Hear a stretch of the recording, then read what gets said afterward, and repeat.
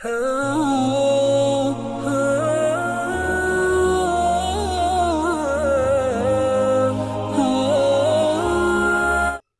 ونصلي على رسوله الكريم اما بعد فاعوذ بالله من الشيطان الرجيم بسم الله الرحمن الرحيم وإن يكاد الذين كفروا ليزلقونك بأبصارهم لما سمعوا الذكر ويقولون إنه لمجنون صدق اللہ العلی العظیم۔ آج کے دن ہم لوگ انشاءاللہ العزیز 29ویں پارے کی تفسیر کا مختصر خلاصہ سنیں گے، جس کے شروعات میں اللہ تبارک و تعالی جل شانہ نے ہم لوگ یعنی حضرت انسان کی تخلیق کا مقصد بیان فرمایا کہ اللہ تعالیٰ نے ہمیں آزمائش کے لیے پیدا فرمایا ہے۔ دنیا ہمارے لیے برائے دنیا نہیں ہے، بلکہ دنیا ہمارے لیے برائے آخرت ہے۔ اللہ تعالیٰ نے یہی امتحان اور آزمائش کے لیے ہمیں پیدا فرمایا ہے کہ ہم دنیا میں آ کر کے دنیا کے ہو جاتے ہیں یا آخرت کے لیے دنیا کو استعمال کرتے ہیں۔ آگے اللہ تبارک و تعالیٰ نے مشرکین مکہ کی ایک تمنا کا جواب دیا۔ مشرکین مکہ کی تمنا یہ تھی کہ محمد صلی اللہ علیہ وسلم جلدی مر جائیں، اور ساتھ میں یہ بھی کہا کرتے تھے کہ اگر محمد مر جائیں گے تو بس جب تک کہ یہ دین کا کام ہے اس کے بعد یہ دین کا کام ختم ہو جائے گا۔ اللہ تعالیٰ اس کا جواب دیتے ہیں کہ اگر محمد رسول اللہ اور آپ کے ساتھی بھی خدا نخواستہ مر جاتے ہیں تب بھی مشرکو تمہارا تو کوئی فائدہ ہونے والا نہیں ہے۔ وجہ اس کی یہ ہے کہ شرک کی وجہ سے تمہیں تو کل قیامت میں اللہ تعالیٰ کے پاس سزا ہی دی جائے گی۔ آگے اللہ تبارک و تعالیٰ نے حضور پاک صلی اللہ علیہ وسلم کی چند صفات کا تذکرہ فرمایا۔ ان میں سے پہلی یہ کہ آقا صلی اللہ علیہ وسلم مجنون نہیں ہے، پاگل نہیں ہے۔ ہم سب جانتے ہیں مشرکین مکہ نے حضور پاک صلی اللہ علیہ وسلم کو قسم قسم کے القابات دیے، کوئی جادوگر کہتا، کوئی پاگل کہتا، کوئی دیوانہ کہتا، کوئی شاعر کہتا۔ تو اللہ تبارک و تعالیٰ نے جا بجا اس کے جوابات دیے ہیں کہ میرے نبی ان تمام الزامات سے بری اور پاک ہیں۔ چنانچہ اللہ تعالیٰ نے یہاں بطور خاص دو صفات کا تذکرہ فرمایا، ایک تو یہ کہ آپ پاگل اور مجنون نہیں ہیں، اور دوسرے اللہ تعالیٰ فرماتے ہیں کہ آپ اعلیٰ اخلاق کے درجے پر فائز ہیں، آپ کے اخلاق سب سے اعلیٰ ترین اخلاق ہیں۔ تو گویا کہ اللہ تعالیٰ نے یہ بات سمجھانی چاہیے ہے کہ جو بندہ اتنے اعلیٰ درجے پر ہو سکتا ہے اخلاق کے اعتبار سے، تو وہ بندہ پاگل اور مجنون کیسے ہو سکتا ہے، اور جو مجنون ہو اس کے اتنے اچھے اخلاق کیسے ہو سکتے ہیں۔ آگے اللہ تبارک و تعالی جل شانہ نے ولید بن مغیرہ اور اس کے چند ساتھیوں کی شناعت بیان فرمائی اور ان کی حیثیت کو بیان فرمایا، یوں کہیے ان کی چند ایک صفات بیان فرمائی۔ اصل میں یہ اسلام کا مذاق اڑایا کرتے تھے، حضور کا مذاق اڑایا کرتے تھے، تو اللہ تبارک و تعالیٰ نے اپنی جانب سے ان کو جواب دیا اور ان کی صفات کا تذکرہ فرمایا۔ اللہ تعالیٰ فرماتے ہیں ایک یہ لوگ ایسے ہیں کہ ہر چھوٹی بڑی بات پر بار بار قسم کھایا کرتے ہیں، اور معاشرے میں ان کی کوئی حیثیت نہیں ہے، بے وقات یہ لوگ ہیں، اور ان کی صفت یہ ہے کہ ہر چھوٹی بڑی چیز پر لوگوں کو طعنہ دیا کرتے ہیں، لوگوں کی چغلی کیا کرتے ہیں، بد پیچھے برائی کرنا ان کی گٹھی میں پڑا ہوا ہے، اور ان کی صفت یہ ہے کہ یہ لوگوں کو بھلائی سے روکتے ہیں، برائی کا حکم کرتے ہیں، اور ظالم قسم کے لوگ ہیں، کمزوروں پر ظلم کرتے ہیں، اور بد عمل ہے، ان کے اعمال جتنے بھی ہیں وہ تقریباً برے اعمال ہیں، اور بد مزاج بھی ہے، ان کا مزاج بھی کوئی اچھا نہیں ہے۔ اس کے ساتھ ساتھ نچلے نسب سے تعلق رکھنے والے بذات یہ لوگ ہیں۔ اصل میں بذات اللہ تبارک و تعالیٰ نے اس وجہ سے فرمایا، اللہ تعالیٰ نے ایک جملہ استعمال فرمایا زنیم۔ زنیم کا معنی قسم قسم کا ہے، لیکن ان میں سے ایک معنی یہ بھی ہے ایسا بندہ، ایسے بندے کو زنیم کہا جاتا ہے کہ جس کے نسب پر شک کیا گیا ہو سکتا ہے کہ وہ حلالی بھی ہے کہ یا حرامی ہے۔ چنانچہ ان میں سے ایک ولید بن مغیرہ کے بارے میں روایات میں آتا ہے کہ 18 سال کے بعد اس کے والد نے اسے قبول کیا کہ ہاں یہ میرا بیٹا ہے۔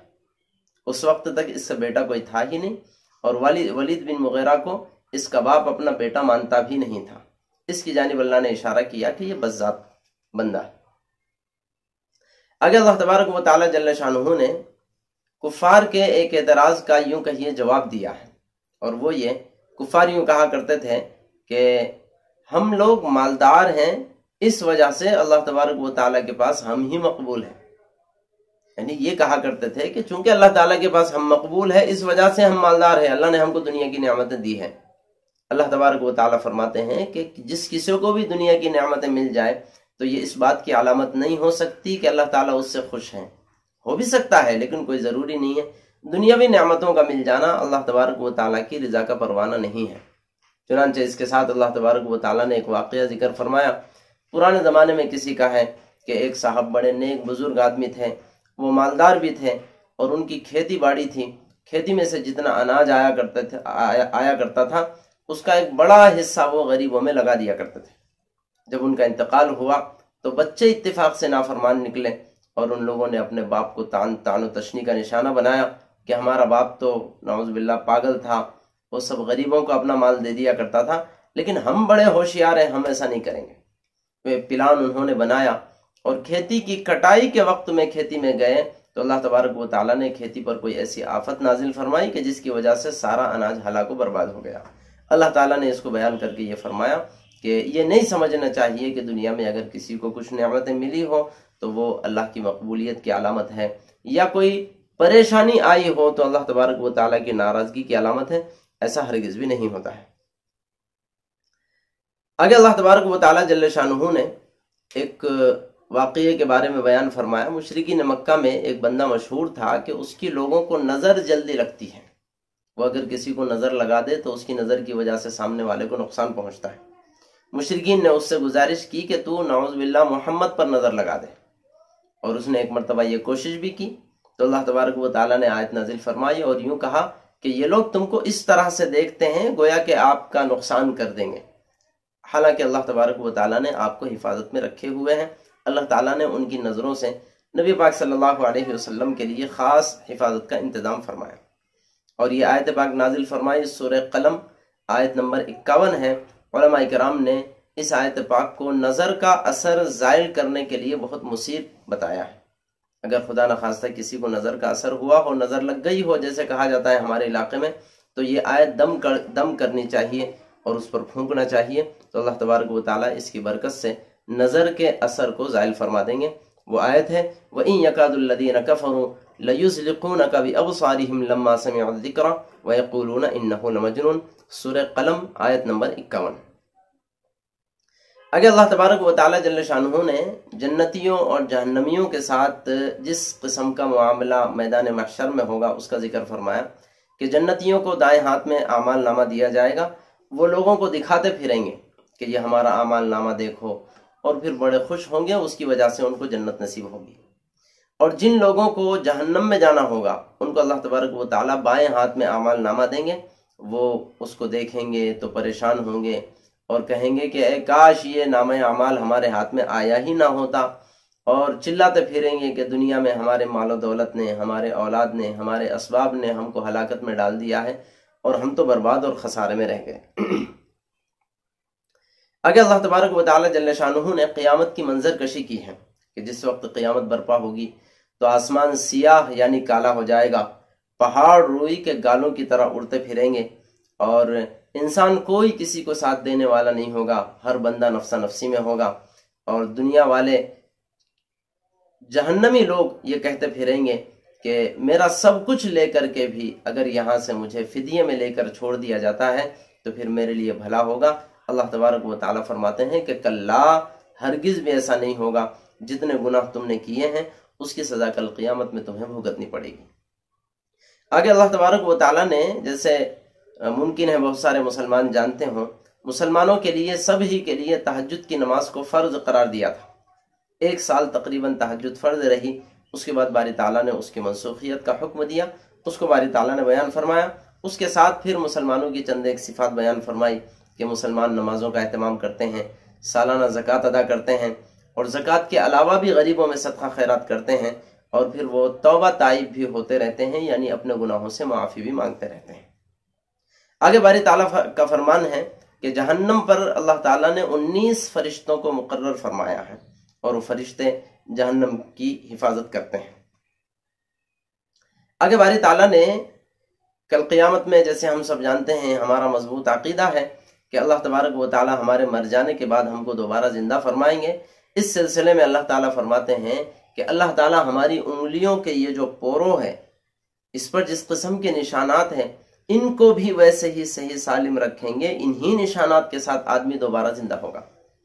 اور ہم سب جانتے ہیں دنیا میں پتہ نہیں کتنے اربوں خربوں لوگ ہیں، سب کے یہ انگلیوں کے نشانات الگ الگ ہوتے ہیں۔ اللہ تعالیٰ فرماتے ہیں مشرکین مکہ اعتراض کیا کرتے تھے کہ ہڈیوں کا چورا ہو گیا، یا وہ زمین میں جا کر کے ہڈیاں گل گئی ہیں، یا آگ میں جل کر کے راکھ بن گئی ہیں، تو دوبارہ یہ زندہ کیسا ہو سکتی ہے؟ اللہ تعالیٰ اس کے جواب میں فرماتے ہیں کہ تم ہڈیوں کی اور بقیہ جسم کی بات کرتے ہو، اللہ تعالیٰ تو اس بات پر قادر ہے کہ تمہارے انگلیوں کے نشانات بھی وہی رکھیں گے، انہی نشانات کے ساتھ کل قیامت میں آدمی پیدا ہوگا۔ آگے اللہ تبارک و تعالیٰ نے انسانی تخلیق کا تذکرہ فرمایا کہ ہم نے انسان کو نطفے سے پیدا کیا ہے، پھر کہا کہ جب نطفے سے یہ انسان پیدا ہوا ہے، اتنا حقیر ہے، تو پھر اس کو دنیا میں اکڑنے کا کیا مطلب ہے؟ یہ کیوں کر اکڑتا ہے؟ آگے باری تعالیٰ نے حضور پاک صلی اللہ علیہ وسلم کو ایک نصیحت فرمائی۔ جب اصل میں قرآن پاک نازل ہوتا تھا، حضرت جبرائیل علیہ السلام اللہ کے نبی تک قرآن لا کر پہنچاتے تھے، تو حضور پاک صلی اللہ علیہ وسلم اس کو پڑھنے میں جلدی کرتے تھے، بار بار اسے پڑھ لیتے تھے تاکہ وہ دل میں محفوظ ہو جائے۔ اللہ تعالیٰ فرماتے ہیں کہ اے نبی، آپ کو گڑبڑی کرنے کی ضرورت نہیں ہے، جیسے ہم نے قرآن پاک کو آپ تک بحفاظت پہنچایا ہے، آپ کے دل میں جما دینا اور اس کے معنی بھی آپ کو سمجھا دینا یہ ہماری ذمہ داری ہے، آپ کو یاد کرنے کے لیے جلدی کرنے کی ضرورت نہیں ہے۔ آگے اللہ تبارک و تعالیٰ جل شانہ نے 3 قسم کی ہواؤں کی قسم کھائی اور 2 قسم کے فرشتوں کی صفات کی قسم کھائی، بلکہ یوں کہا جائے فرشتے جو وحی لے کر اللہ تعالیٰ کے پاس سے آتے ہیں، اس وحیوں کی 2 قسم کی اللہ تعالیٰ نے قسم کھائی، اور یہ 5 قسمیں کھا کر یہ فرمایا کہ قیامت کا آنا برحق ہے، وہ ضرور بھی ضرور آتی رہے گی۔ وہ 3 قسم کی ہوائیں اللہ تعالیٰ فرماتے ہیں مسلسل چلنے والی ہوا کی قسم، اور دوسرے نمبر پر بعض مرتبہ طوفانی ہوا آتی ہے جس سے انسانوں کو اکثر و بیشتر نقصان ہوتا ہے، اس ہوا کی قسم، اور تیسرے بادلوں کو منتشر کرنے والی، جو بادل ہوتے ہیں ان بادلوں کو ادھر ادھر بھگا دینے والی ان ہواؤں کی قسم۔